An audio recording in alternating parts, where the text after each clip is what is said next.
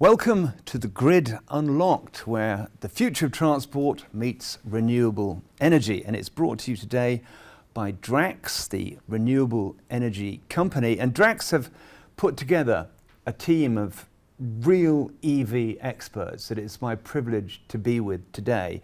And if you're a fleet manager and you're watching this, what you have here is the considered wisdom and experience, and we're talking tens of thousands of miles, and years of research on and in EVs. So you may have heard myths, you may have heard urban wives' tales about EVs. Forget them all, because what you are hearing today is the real deal. We've all been driving EVs and talking about them and researching and learning about them and contributing to the conversations within government for the last decade. So you won't see this anywhere else. And Drax have started up a new portal called My Electric Vehicles. And this is where fleet managers like you can find out about electric cars, but also keep track of their fleet, find out where the charge points are, or even things like how much charge is left in an individual car. And that's only available to Drax customers. And this event is the beginning of Drax's EV Fleet Academy. And this is a webinar which helps fleet drivers understand and have their questions answered about EVs. Because we know you've got a lot of questions to answer, and the decisions you make about electrifying your fleets are big, often very, very expensive decisions, and you want, quite rightly, to get it right. So listen carefully. I'll tell you all about other information that's available. And if you're joining the LinkedIn Drax Fleet Academy group, there's a competition where you can win vouchers for a carbon neutral holiday at the Quiet Site. So I'm really looking forward to this, because when we get talking, we really just get animated and excited. So you may have to forgive us if we get a little bit over the top. But let me introduce, first of all, Lorna from National Grid. Now, Lorna's been driving EVs as long as I have, and some of the really, really early ones, and working for National Grid, she knows a lot about the charging as well.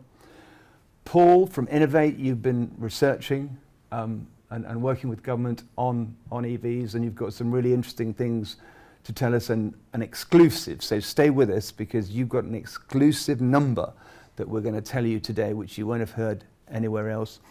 And Adam from Drax, who drives an EV like me, the same model, and you've been pioneering EVs for years and years and years, haven't you? Yeah, that's right, Quentin. It's something we're really excited about at Drax. We're delighted to be talking on the panel today about EVs and hopefully answering some questions, and also really excited to announce our new fleet management portal. And today is an interesting time, because over the pandemic, our habits changed, didn't they? And we decided that it's perfectly okay not to drive as much and to have all the Zoom and team meetings and stuff like that. So there's this thought process now that we should have EVs, but we should also drive less. Absolutely. And I think what is very apparent at the moment is that there is a real focus on climate change and the impact that is having. That is now affecting every country and every continent, and it's pretty clear that weather systems are changing, sea levels are rising, and weather events are becoming more and more extreme. And quite rightly, we have a real focus now on decarbonising our activities, and transport is certainly one of those areas. So for me, the pandemic has given us a real opportunity to reflect on our vehicle usage. The ability of people to work from home now and use virtual meetings has enabled us to travel less, both internationally and domestically. And that's given us a real opportunity to take vehicles off the road. So I completely agree. First and foremost, we need to remove vehicles. I would always say to fleet managers, look to rationalise your fleet. Take vehicles off the road that are underutilised or not required. And for those that are left, we have a really fantastic opportunity to transition them to low carbon transport, such as electric vehicles.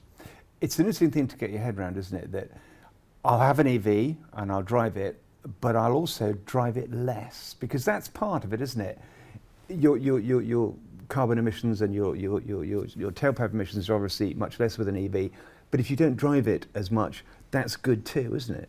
Absolutely, and I think the thing is about electric vehicles is they're fantastic in terms of zero tailpipe emissions. That's absolutely true, but there are still particulates that come off brakes and tyre wear, for example, as well as things like noise pollution for local communities. So first and foremost, we should drive less, absolutely, but where we are driving and where we are using transport alternatives, then we should always be looking to use electric vehicles where possible. Now, we've all been doing this for a decade, and the change that's happened in that 10 years. I remember picking up a Mitsubishi i-MiEV in 2009 and driving it along the M6 and thinking this was wonderful, and getting to the end of the M6 and having no battery and having to literally leave it and get a tow truck. It's all completely changed, hasn't it now? Yes, dramatically. And I think the beauty of our industry is that we've seen such a rapid change in that decade. And I think the attitudes of drivers and people to electric vehicles have changed as that technology has matured. We talk about quite regularly some of the hesitations that people have about adopting electric vehicles, whether that be around range anxiety or prohibitive cost or public charging infrastructure. And I think 10 years ago that was definitely a reality. People were running out of charge, they couldn't get to a charge point, and if they did find a charge point, it probably wasn't working.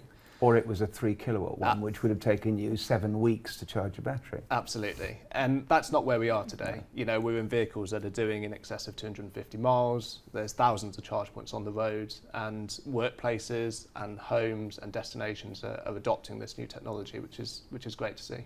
So fleet managers take note that we started on this journey where, and I remember I had a Citroen C0 where your range was about 50 miles on a good warm day. And if you put the heater on, it went down to 20 miles. And we managed, and it worked. But now, parked outside, are our EVs all hooked up to chargers, a neat little row, and they've all got 270, 300 mile ranges. And that's happened in such a short period of time. Absolutely, and I think for me the really exciting bit is what the next evolution of that is. And I think for me, when vehicles are doing 350 to 400 miles on a single charge, the ability for vehicles to travel to either a destination or to a home or a workplace becomes very real. And so for me and for Drax, we concentrate on putting really robust private charging infrastructure in it at workplaces and at destinations, because we think they will be absolutely critical in incentivising people into these vehicles. Paul, from the government's point of view, how many chargers will we need? It's a good question. So there's forecasts out at the moment. At the moment, we've got 26,000-ish chargers in the UK with about 45,000 connections, so some of them have more than one. The forecast out to 2030 is that we'll end up around 280,000, so that's a huge increase in number. That's a tenfold increase. And then out to 2050, perhaps 480,000 chargers. So you can see the proliferation of chargers across the network, those are public chargers, is huge, and that's to support that fleet transition. We can see at the moment about 10% of cars, maybe slightly more, of new car sales are battery electric or plug-in hybrids. That transition we know is coming to me 100%, and that's going to put a lot of vehicles on the road. But as Adam said, lots more range in our electric vehicles, so perhaps less reliance on those chargers out there, but we will still need that network out there to give us that confidence and to allow us to go anywhere and use our vehicles as we do today. And in that time to 2030, which is the cut-off date for sales of new combustion cars and vans, we could see solid-state batteries, and we could see at least batteries that will take much more power because they've got better density. So instead of 50 kilowatt chargers, we could be seeing routinely 150, 200, 350 kilowatt chargers. So the time it takes to charge your EV will come down, and the distance you can do in those new batteries with new electrochemistries will be longer, won't it? Absolutely. There's brilliant innovators across the UK and globally, and we are seeing lots of different battery types being studied. Lots of really promising technologies that, as you say, will give a much greater density. But the really exciting one will be around the charge times, batteries that can accept lots of charge in a short space of time, so that you can bring charge times down to measured in seconds rather than minutes, and that will be really exciting. Without thermal runaway, as they call it, indeed, without thermal which is runaway. when it catches fire. For me, this is a really exciting time because we are, as you said, Paul, so good at this stuff in this country. We've got the best ecosystem for batteries with things like the Warwick Manufacturing Group and the Faraday Institute and UK Battery Innovation Centre. And we can run really, really fast with this technology and build battery factories all over the UK. And that will make this transition much faster and much more exciting too, because once you tinker with battery electrolytes and cathodes and anodes, these batteries become high-performance batteries. So you specify a V8 engine in your AMG Mercedes, you will be specifying a high-performance battery, which will be faster, lighter, more dense and quicker to charge. And it'll be British-made. Absolutely. The technology, the capabilities are there.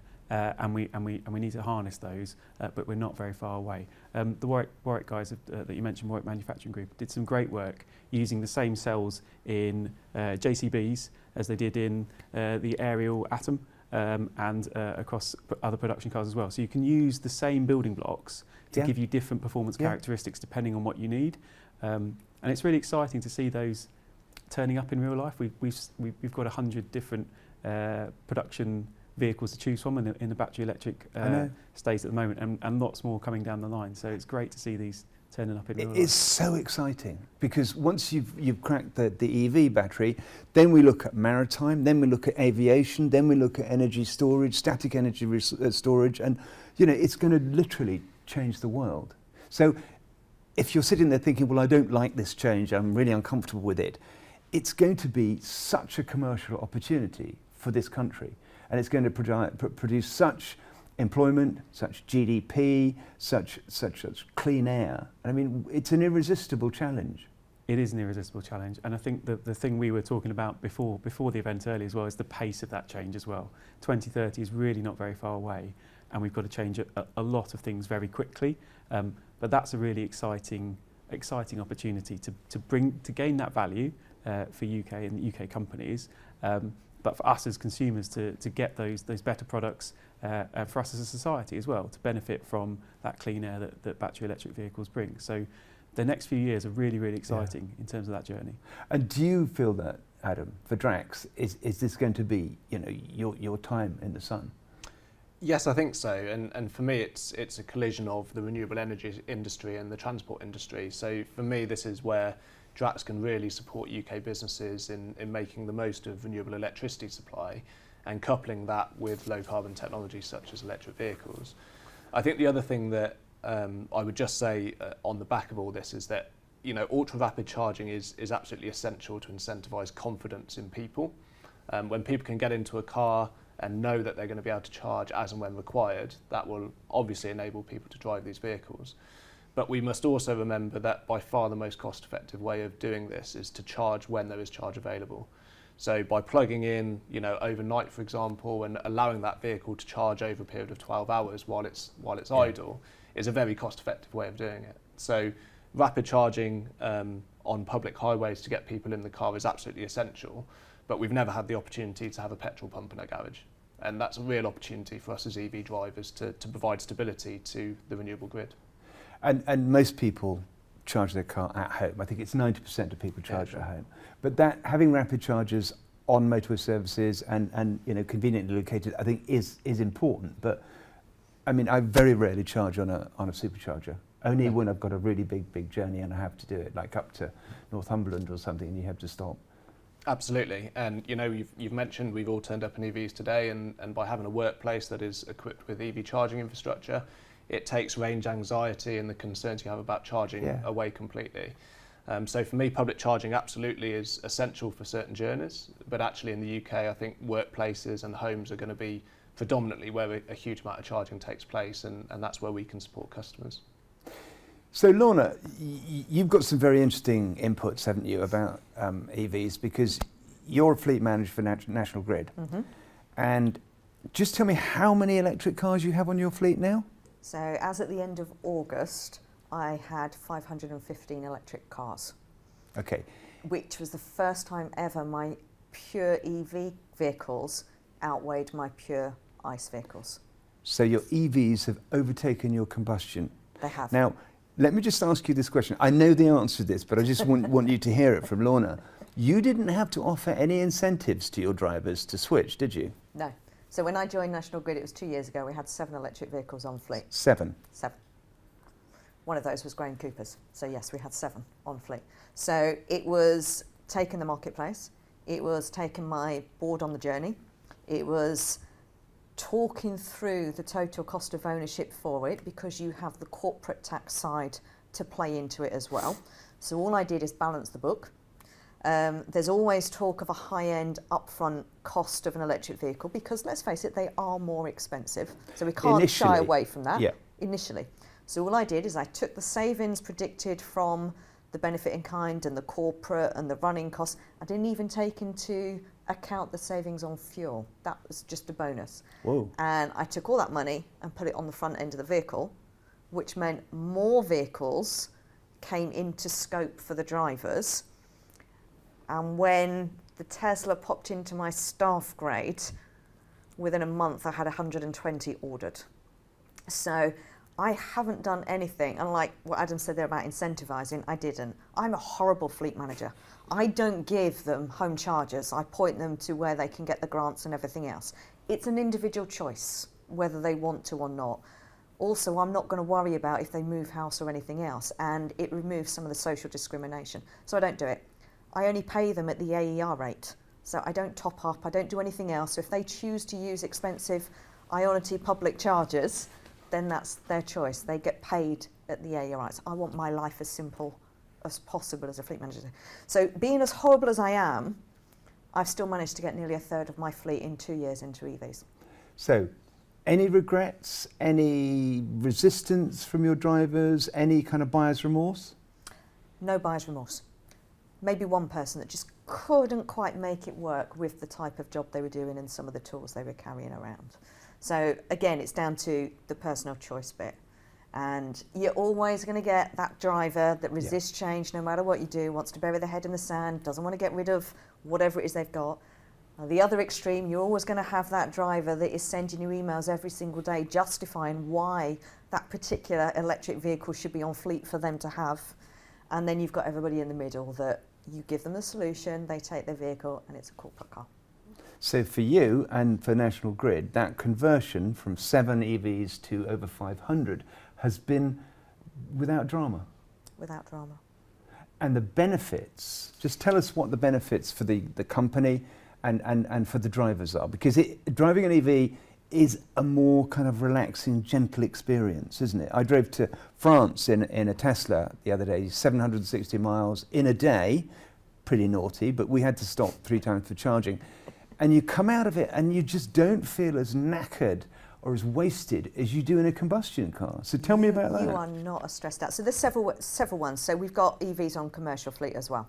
So for the commercial drivers, there's the image side of it that comes along. So what you've got is Joe Public turning up, and you've turned up in an electric van. So they're more, they like it. They talk to the drivers, so the drivers feel better. There's no more this dirty white van man kind of attitude that comes with it. So there's less tension when you're parking the vehicles and you're trying to do the job that you're meant to do. So you get that side of it. The drivers, there's a lot of safety features on these vehicles, and you said the stress comes out. So when you're stuck in traffic, they're so easy to drive. You are so much more relaxed, which means you're not angry, tensed up and everything else when you get to the other end. So the whole overall experience is better. And the drivers drive better. So I'm inherently lazy. And if I can avoid charging the vehicle on a journey, I will. I'll tuck in behind the lorry instead and slow down.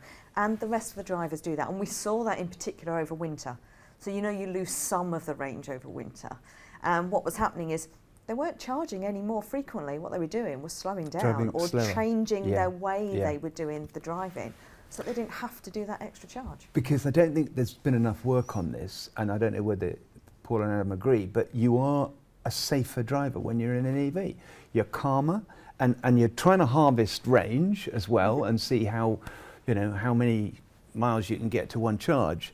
But it's generally a more serene kind of experience. And I think, for fleets, that's going to be significant with your accident rates and your insurance.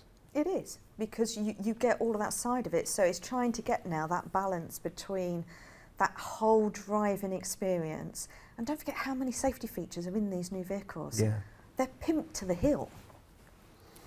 And the cost of servicing as well. That again, we haven't done enough work on this, but you just have to rotate the tyres. There's no cam belts, there's no oil, there's no spark plugs, there's no exhausts. You know, I mean, what's not to love? Makes the daily walk around check a lot quicker and easier. Yeah, yeah. And that's going to have a big bearing on costs, isn't it? It does, and we have started to see it. So although we haven't had them long, I've been doing this as long as you have. So previous vehicles that I've had on fleet, for the longer time we had them, they don't go back in for as much work. And again, as you said, because people drive them better, all those sudden little extra bits of work you get in the workshop when a vehicle goes in, from the dints and dents where they went round the corner or didn't get it right, there's not as much of that either. So if you add up all the less accidents, the lower servicing costs, the no VED and the tax breaks, you're looking probably parity with combustion cars, aren't you? Not on a corporate car. You're actually looking at doing better. Even better. You're than looking at doing combustion better. charge. You cannot take away how much money the driver is saving. The employee, because of the BIK benefit, they're basically getting a huge pay rise. So just hold on a second here. I just want to make this clear.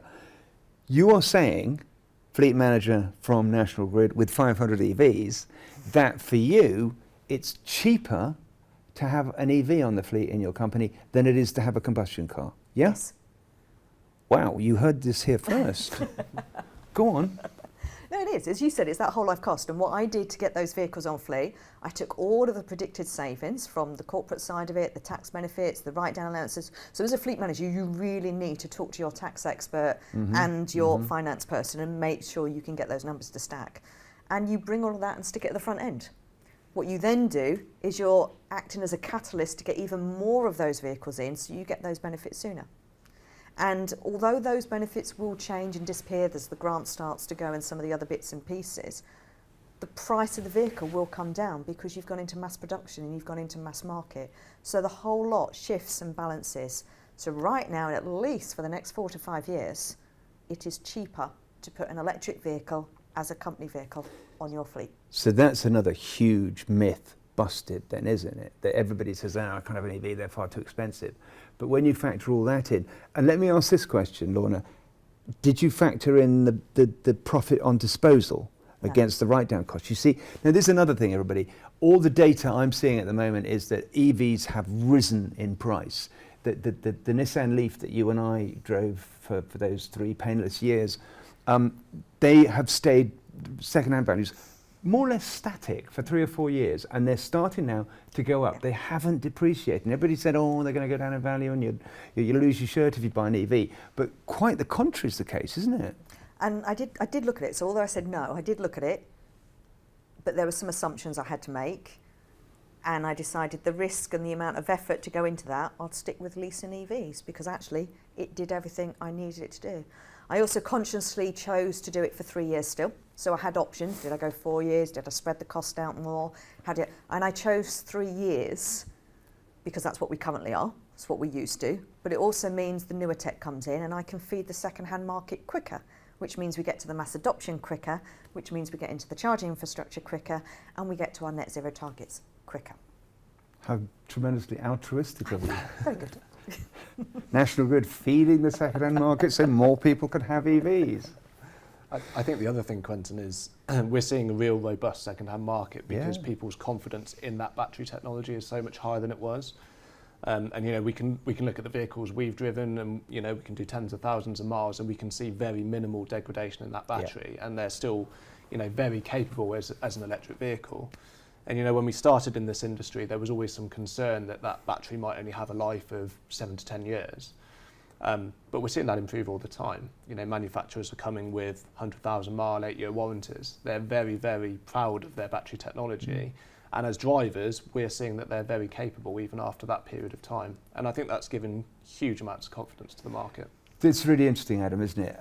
That when we all started this, and you'll remember, people would say, well, you're going to need a battery every 5 years and it's going to cost £8,000 and the car's going to be worthless and these batteries will degrade if you charge them fast. the reality is that here we are 10 years later, we've got enough data, we've covered millions of miles in electric cars globally, and the batteries are not degrading. There is no huge amount of battery failures in any model at all.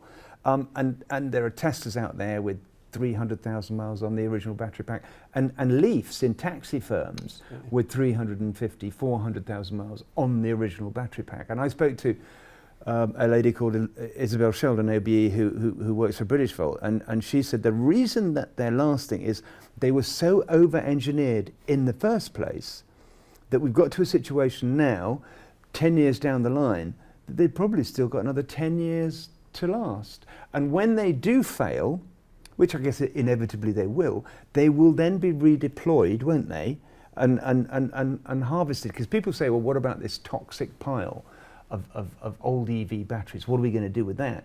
Nobody's going to be taking EV batteries down to the tip anytime soon, because they've got cobalt and lithium and manganese and copper and nickel in them, and they are fiercely valuable and will be recycled to have second or even third lives in energy storage. There's several things that are happening with it. You can recycle all those materials. You can build battery walls to then go into destination places, those parks and walklands and everything else that aren't easy to get the power to in the first place.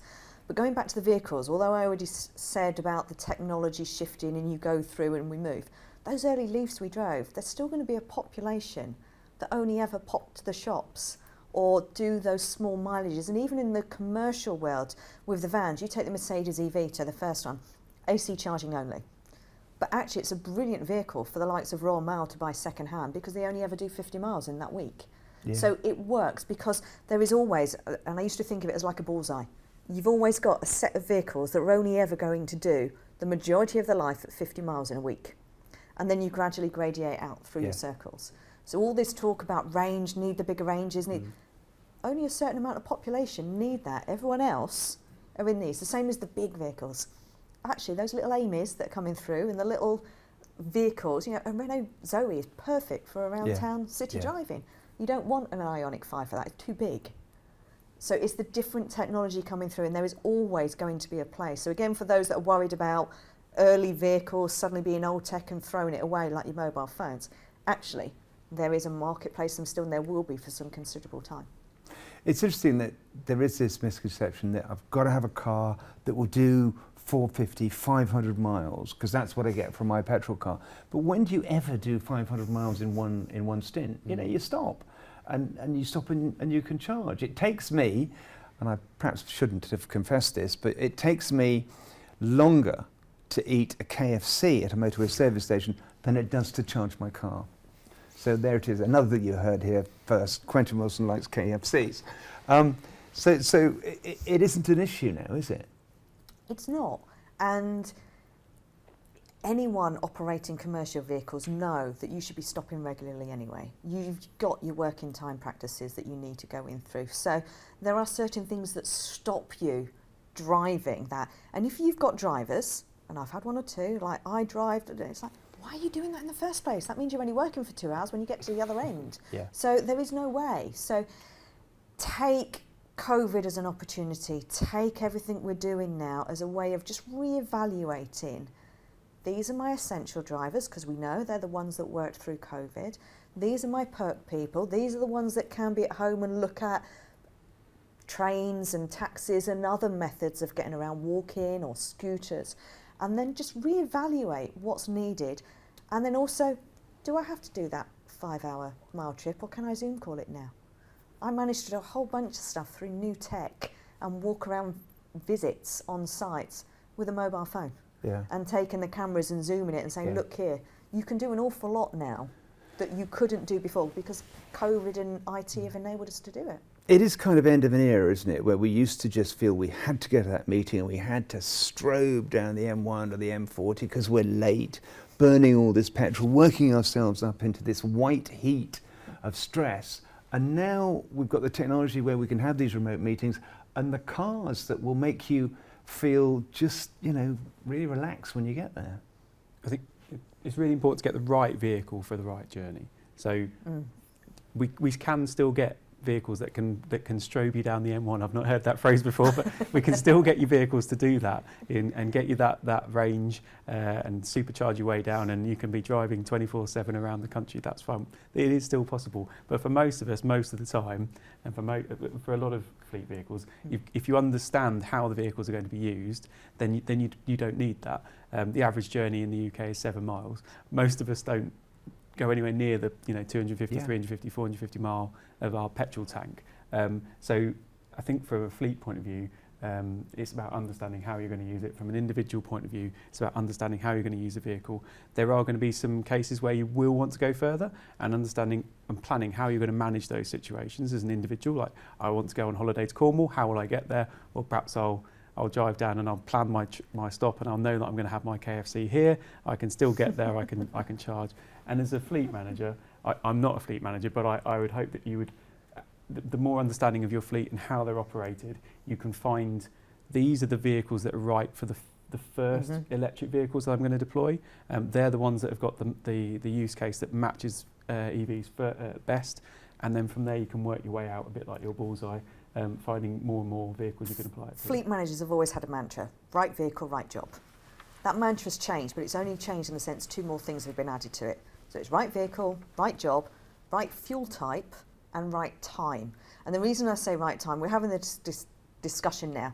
2030 is inevitable, it's not going away, it's now enshrined in law, it's happening. The bans are coming in, we need to do something about it. 2035 and then 2040 and 2050 is the next targets coming along. This is inevitable. There's no being an ostrich anymore and burying your head in the sand. And I think that's one of the big shifts now, as people have realised air quality is genuine in there. But it's controlling the bits you can control. So as a fleet manager, I've put in place a 2030 target. That includes my helicopters, my 4x4s and my HGVs. I haven't a clue how I'm going to do my helicopters.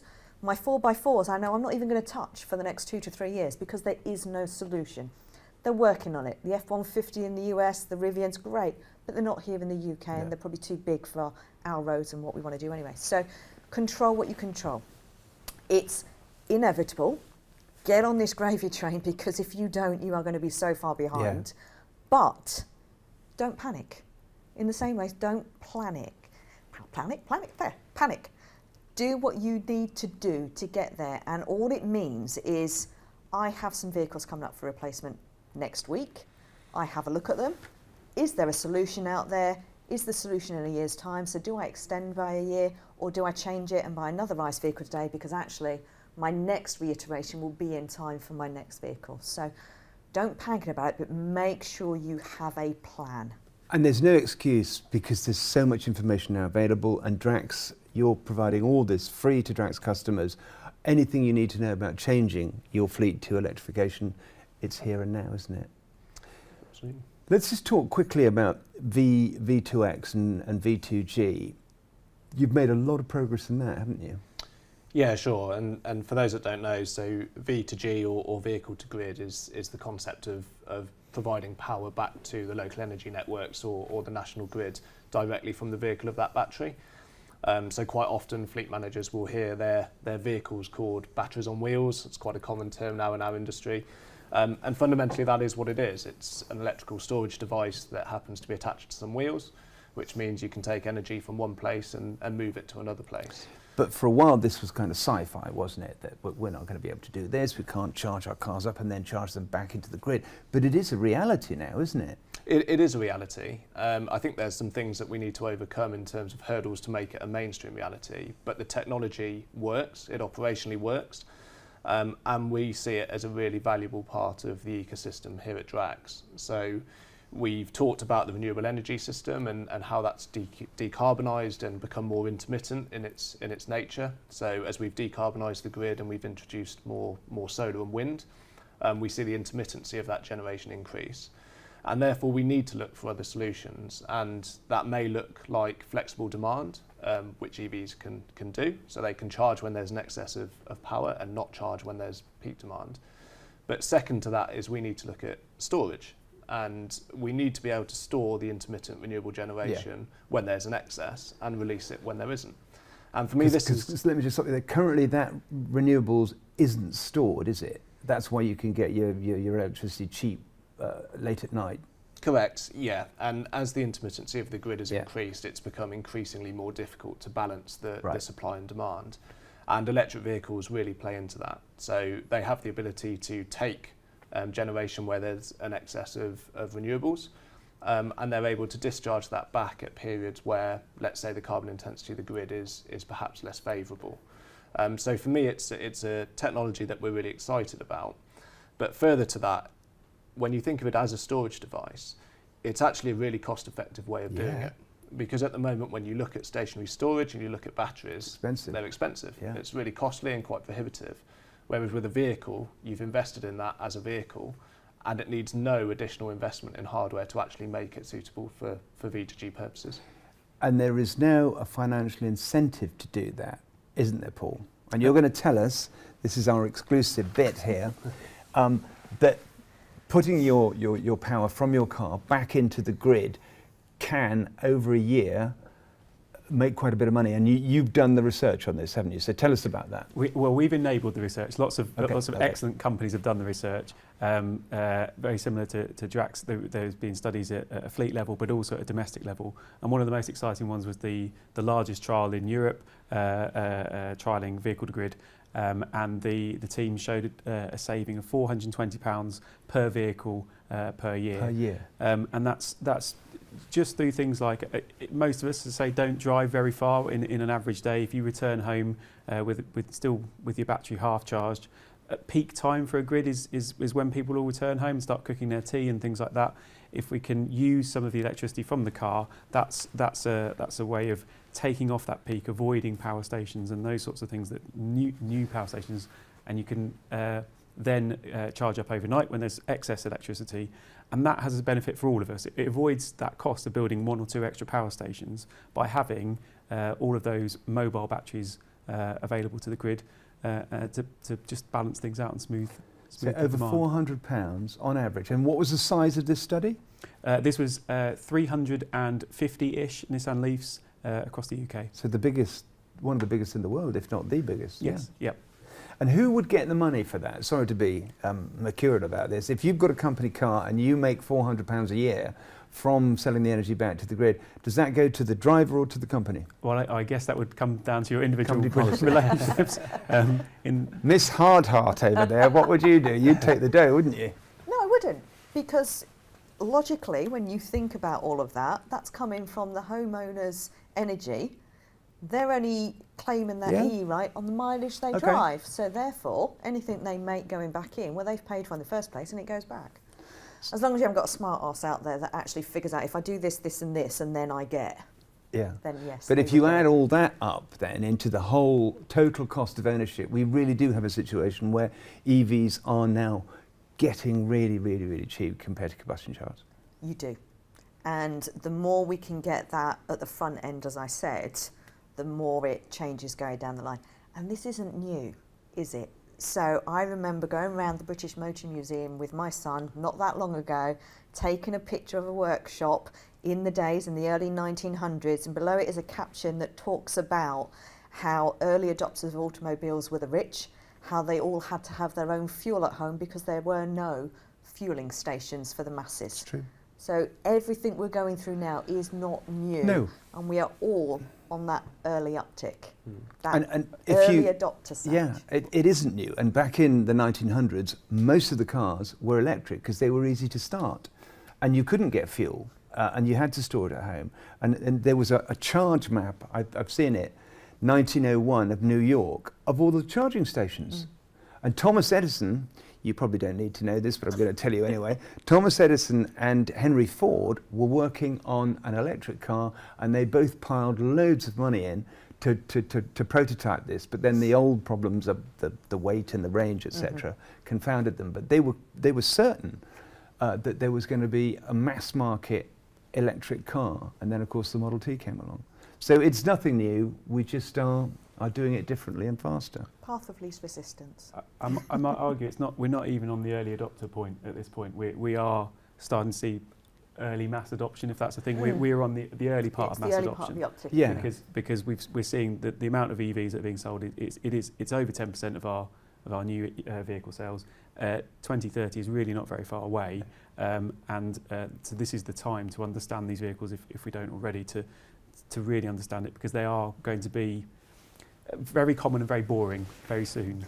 I mean, I'll, just before we go to questions, I'll just tell you that the best-selling car this month was the Tesla Model 3, with and sales of EVs were up 150% year to date, and the market share is about 8.5–9% of EVs to the whole market, and that's the same in Europe as well. So this rise, this exponential S-curve, it really is starting to work across Europe, and we're seeing more and more people realise that this is the time to have an EV. So for fleet managers, you've heard it here first, there are financial savings, there are mental health benefits, there are HR benefits, there's road safety benefits. Look at it really, really carefully, because if you don't, as Lorna quite rightly says, you get left behind. And the waiting lists for these cars, that's a big problem. They're getting longer and longer. Tesla is sold out till Q2 in 2022. So, you know, you've got to think about this hard.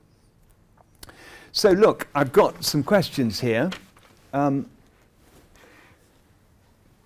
There's so much data available for an electric fleet. What's the best way to utilise this?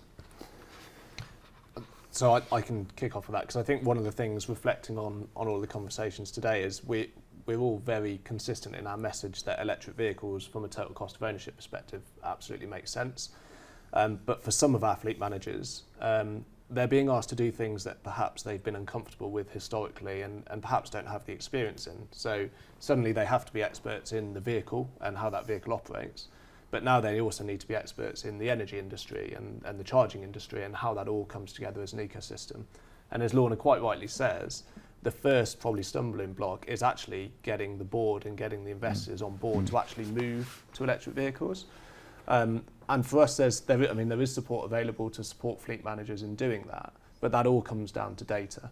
So for me, understanding vehicles is absolutely critical, and that's something that the new portal we've developed helps you do. So it helps you track your vehicles, it helps you understand how those vehicles are being used, it helps you identify how far they're travelling, how regularly they're travelling there, and helps you really identify whether they're right and fit for electrification. And as Lorna and Paul have quite rightly said, this is all about selecting the right cars at the right time. And through using your own data, you can prove the point before you've even adopted an electric vehicle. Yeah. It's a mystery to me why people don't dive into the internet, because it's just everything is there. And they hang on to these warmed over myths about I can't drive EVs in the rain and it won't go into a car wash. You know, where does this come from? Just type EV into Google and you'll just have 10 million sites telling you how good they are. Here's one for you, Lorna. How is the role of the fleet manager going to change over the next 10 years? It's already changed significantly over 10 years. So it's a massive change for the fleet manager. And I think one of the things that we're working really hard on at the moment is this is now a different career progression. So I am an effective fleet manager. I like to think so. And I don't have grease under my fingernails. I wear a pair of high heels. So the stereotypical fleet manager has massively changed. Not only that, I came from an IT background. So there was this massive transferable skill set. Now, 10 years ago, I was asked, how did you get into fleet? And it was like, half a car is a computer. Come on, this makes sense. Think about it. What you've now got is some of the stuff Adam's touched on as well. The role of a fleet manager, you have so many different skill sets, so you can come from so many different backgrounds. You need to be a chemist, you need to be a physicist, you need to be a therapist, you need to be a mind reader, you need to be a tax expert, you need to be a financial guru. So that's just some of the skill set out there. And that's alongside the normal accident management. How on earth do you do the operational stuff in a fuel crisis when you get one that you weren't expecting? How do you manage your day-to-day things when you get floods in villages and everything else?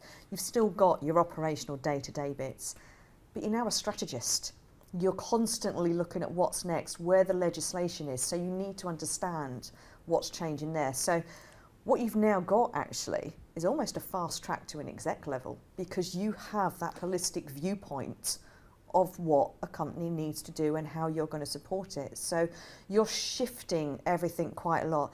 it's about mobility. It's getting people and goods from A to B. So it's the whole shift now. So don't get me wrong, there's still those traditional key bits, and whether you manage workshops as well and how you train your engineers to service, I call them engineers now because you're servicing electric vehicles or even hydrogen. How do you take this forward? So in terms of an evolution of a fleet manager, it's actually very varied, and it's professionalising the profession. I've just stolen that from someone else I heard this morning. So it's professionalising the profession. But you're right, because if your company has an ESG value system, environmental, social and governance, then decarbonising your fleet and empowering your employees and making sure that they are safer and driving slower, that's part of ESG, isn't it? Absolutely, it's all of that, and it goes back to that, the greenest mile is always the one you don't do. So an EV is great, but it just replaces your ICE. It's a like for like. We've still got the whole behavioural shift piece. So you need to understand reward and recognition, because how do you retain your employees if you're not doing it via a company car anymore as a benefit? There's lots of different things that you now need to look at. So it's understanding that more holistic view and taking that forward, and you're the drivers of the change now, pardon the pun. Here's one for you, Paul. How critical is it that the public and the private sector need to work together on this? So I think this is absolutely fundamental. Legislation works if it works for people and works for companies, and it's so important to get it right.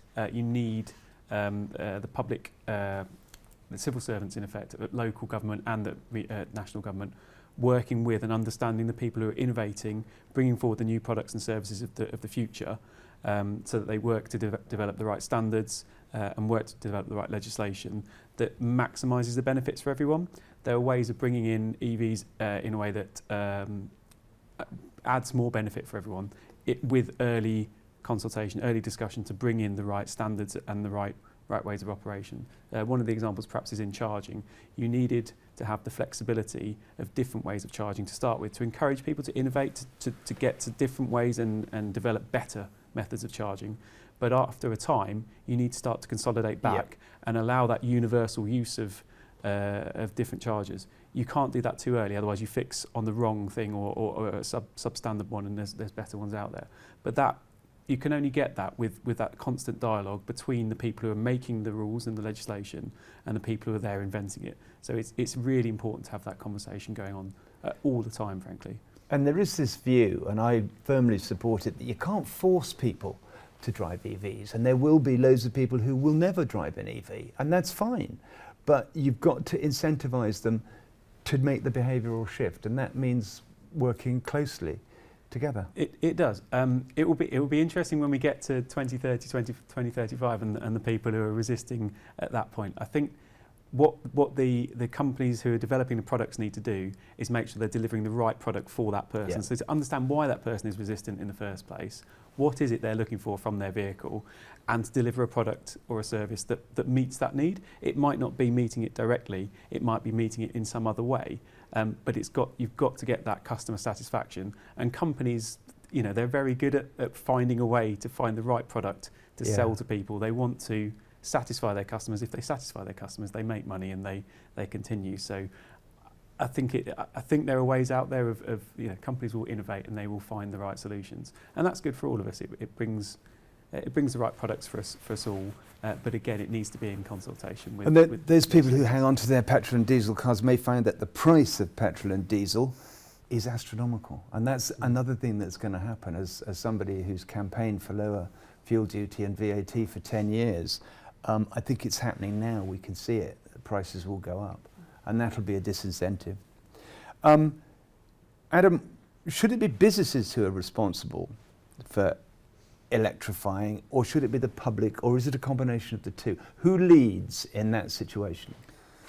I think it's a good question, and I think it probably is a combination of the two. I think the big responsibility we have as UK fleet is that we are responsible for a huge proportion of the new vehicles that come onto our roads. And the road presence as well. Exactly. And they tend to be the drivers that are doing more mileage. So the big presence of the vehicles on the road are owned and operated by businesses in the UK. And therefore, we need to make sure that we're putting in the policies, processes, and the infrastructure to enable people to do that. And I'm one of these people, similar to what Paul said, it's absolutely essential that we all work together on this. But you can look at a country like Norway, for example, who are market leading in EV adoption. 75% of cars in Norway in 2020 were electric vehicles, with analysts predicting that'll be 100% by April next year. That's happened because of the raft of incentives that they've put behind EVs. No sales tax, no VAT, free parking, use of bus lanes. So for me, the incentives are there to push people into EVs, and I think we have a responsibility with government to do that. But I think UK businesses will be at the forefront of that transition. Here's one for you, Paul. What would you say to the people in the company who are responsible for the budget to convince them to start with electric vehicles, the board members, the things that you've been talking about? What are the key messages you need to say to your accountants or your board about converting? Well, I think we might need to copy and paste Lorna's pack of how she convinced her board. But I think one of the important things is that if you can get cost parity, in effect, or even a cost benefit by moving to these vehicles in the right scenario, so you do need to find the right ones. But sort of building on what Adam said, the consumer is driving this change. If you put a like-for-like service out there and you've got the green option and you've got a diesel option, people will choose the green option. So if you can produce the same service at the same value, the same cost, but you've got that added marketing opportunity, you're going to be preferred over your competitors. So I think that's a really important thing, to take that green message out into the environment alongside the cost parity or cost savings that you can get. Can I just say that I think the government needs to do work on this and to convince us and have a set of empirical data that it is now less to run an EV than it is a combustion car, and that the messages you send out as a business and even as an individual are really quite powerful, that you're doing this because it is the right thing to do. Yeah, I agree. I don't think you can say a blanket statement. It's always going to be cheaper. It's about finding the right applications. But I think what we're finding is more and more scenarios are becoming where it is EV is the cheaper solution. So it's about working with knowledgeable people, with experts in how these vehicles operate, how vehicles operate generally, how your fleet is used, how people drive, but understanding the technology, understanding the options out there, and then doing that work. So it is a bit case by case, but I agree with you. We need to make sure that message is clear, that in a vast majority of cases, this is worth looking at. The counter question actually is, what's the cost of doing nothing? And that's actually where you now can target. What is the cost of doing nothing? Because you've got your air quality cost and then you've got your fiscal cost. So it's not a case of, is it actually cheaper now to do something? It's actually, what's the cost if I don't start trying to make this change? Interesting point. And we need to do work on that as well, because the air quality cost is so huge. I mean, Royal College of Physicians say 40,000 people die prematurely every year from respiratory disease. Sorry, Quentin. We're also seeing consumer demand that. Yeah. And we're seeing people wanting to work with companies who have ESG credentials right at the forefront of what they do. And I can see a time when people will only, do business with companies that use low carbon technology. Yeah. So as Lorna said, I think actually this will be a question of, we can't afford not to do this, rather than it being a question of, can we afford to do not getting left behind. Yeah, absolutely. And retention. Your employees want to work for a company that's proud to do what they're doing. So you've got the whole piece now, and that seesaw is tipping. Oh, we've passed the tipping point, absolutely. But 2021 was the tipping point when we realised, with the pandemic and everything, and then the rise of cars that do considerable ranges, it's the tectonic plates, I call them, and they just shifted. They clicked. Final question here, and each of you can ask this one. Where do you hope your organisation is going to be in 2030? Oh, great question. So at Drax, we have an ambition to be carbon negative by 2030, which is a bold ambition and something we're really excited about. And that's through using a technology called bioenergy carbon capture and storage. So we have an ambition to take away more carbon from the atmosphere than we release. Wow. I'd love to see us there in 2030. And from a personal perspective, I'd love to see us as a provider of fleet electrification services to UK businesses. Okay. Paul? So we're all about thinking about the future. We're an arm's length government body there to help facilitate changes. So I hope that I'm doing nothing to do with this, if that makes sense, because this is already in. This has happened, and we're off on the next big thing. I don't know, quantum or whatever it is. But I hope that this is just normal. It's just boring, and that we, Innovate UK has performed its role, and we're out of the way then. And are you confident we're going to get that 70-80% penetration of EVs by 2030? I am. I'm confident we will hit those targets. We will definitely hit the targets in terms of what's being sold. I'm confident the adoption is going to ramp up really quickly because of the benefits that we've talked about here. Much faster than we believe, actually. I think you can begin to feel this really steady momentum, and then soon it's just going to go absolutely crazy. What about you in 2030, National Grid? Oh, that's a massive question for National Grid, isn't it? It is. So as the fleet manager, I want all my vehicles with zero tailpipe. As a National Grid, we're also aiming for 40 gigawatts of renewable by 2030. Yeah. So we've got some massive jobs out there to get done. So it's not only the vehicles then being green, it's the energy to power the electricity being green. So you will have a fleet that is entirely EV, won't you? Zero by emission. 2030, yeah. Zero emission. Okay, just qualify that for a moment. Some of my biggest, heaviest, more niche vehicles may not be electric. They'll be hybrid. They could be hydrogen. See, that's a whole, I mean, we could go on for another hour talking about hydrogen and whether that's going to be viable. I actually perceive it to be electric, but I'm fuel agnostic. I don't care as long as it's a zero tailpipe. No, completely, absolutely. But hydrogen is expensive unless it was lower in price, and getting it to, and it can't be blue hydrogen, which is made from a chemical. Right vehicle, right job, right fuel type, right time. So look, we have run out of time, sadly, and we could genuinely, because before this we were just rabbiting away outside, and it's been fascinating to talk to you, so thank you all very much indeed. And remember that this information is hard won. So when you're sitting next to somebody in the pub and they're saying, no, EVs don't work, they'll never catch on. You did hear it here first. Thousands of miles and years of time spent with EVs, learning what you have all learned. And we've no agenda here. We're just trying to share what has been a revelation to us over that decade. And EVs have changed my life, definitely. So, go onto the website, drax.com, Fleet Academy, EV Fleet Academy, all the information is there.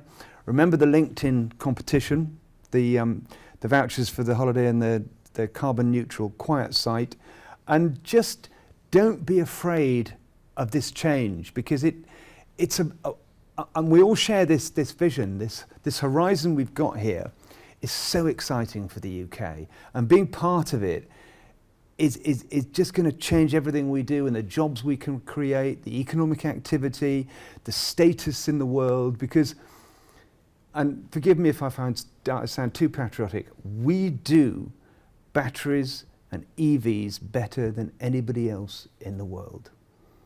So, thank you all very much for listening.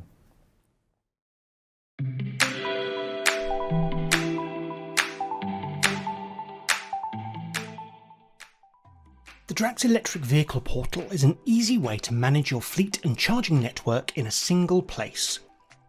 It's simple to log in. Just enter your email address and password and click the login button. You can always use the forgot password link if that's an issue.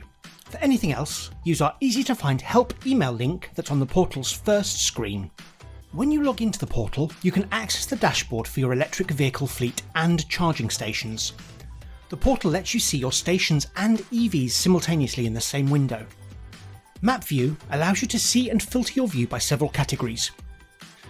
You can filter charging stations and look for those that are available, plugged in but idle, currently charging, faulty, and on the watch list.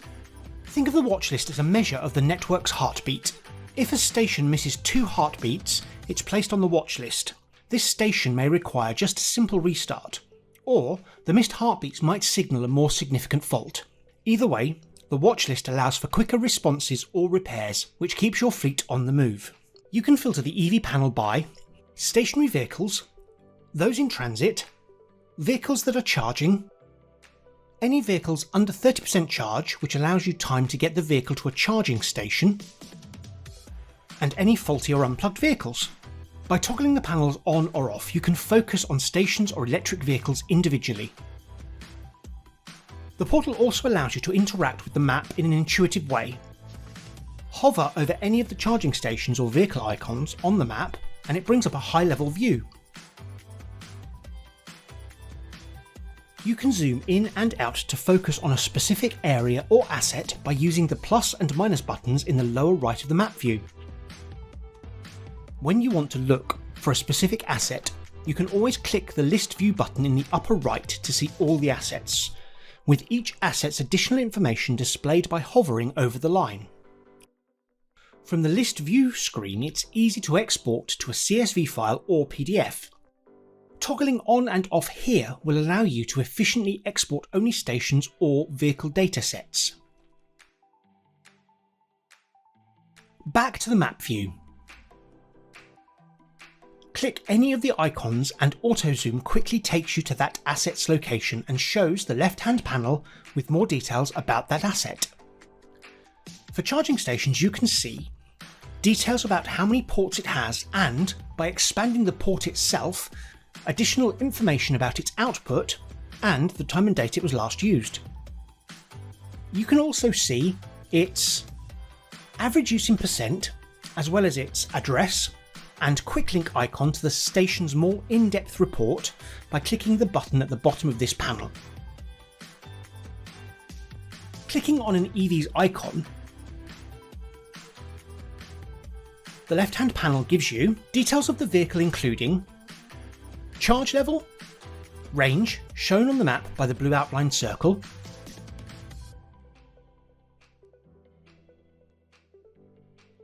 and the Show Me button revealing the nearest charging stations within that vehicle's range. Press this button once to show only those stations within range, and press again to show all charging stations. This left-hand panel also shows the Eco Safety score for that vehicle, average usage in percent, miles per kilowatt hour, and total mileage to date. The Electric Vehicles panel also has a quick links button to the vehicle's reports and its journeys. The dashboard is the central hub for the portal, but along the top you can access reporting, support and notifications. Let's look at the reporting tools available. There's an Insights section that shows the cost savings you've made and the carbon dioxide savings made compared to a diesel fleet. Underneath the trending section shows your utilisation, charge station availability and Eco Safety score. So you can see at a glance how well your fleet's performing compared to the previous month. This is an easy way to see how you're doing. The All Reports section at the bottom has your available reporting tools, and we'll be adding more reports with each new release as we work with you and our other users to understand your reporting needs. Plus, you get the flexibility of choosing predefined date ranges, month, quarter or year, and the click and drag date selection functionality that allows you to easily select a range of dates for your reporting. Each asset has specific data points constantly feeding back to the system. The reports use this data to give you critical information easily. You can select or deselect individual items in the table view and export to CSV or PDF files from here as well. To make sure you have as much support as possible, you can flag any issues using the Support tab. We'll contact you either by email or phone, whichever you prefer. Just fill out the form here and hit Submit. You can access notifications, which are split into charging stations and electric vehicle groups, via the Notifications tab. These are echoed in the dashboard view by the blue box above your Assets panel on the left-hand side. These notifications will let you know about important details or faults in the system, including faulty charge stations, those on the watch list and faulty vehicles. You can manage your notifications like you would your own emails, marking them at various stages like As Seen, Delete, Contacted Driver, and so on. Finally, in the very top right-hand corner is your profile with your logout and the change password buttons. We recommend that you always log out of your account when you're not using it and change your password regularly. This high-level overview gives you a very quick introduction to the Drax electric vehicle portal.